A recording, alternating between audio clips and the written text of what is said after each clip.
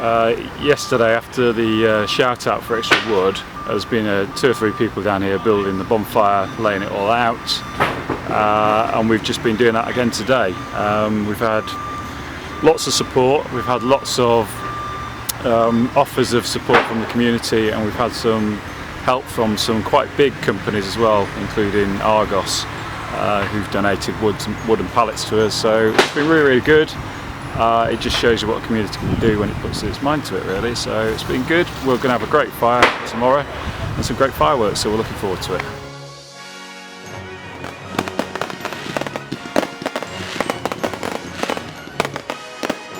They're probably the best fireworks we've ever had. We've got more than we've ever had. We've managed to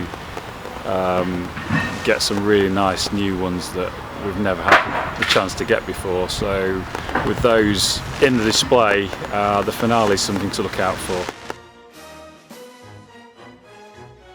We are likely to light the bonfire about 7:15, and then the fireworks will be about 7:45, 8 o'clock, weather depending really. So yeah, so they're usually roughly the time, and sometimes it drags on a little bit longer than that, but we try to get them up as quickly as we can so that people can come in, enjoy a bit of food and see the fire burn down a little bit, and then get the fireworks up when it's a little bit darker. So yeah, we're looking forward to that tomorrow.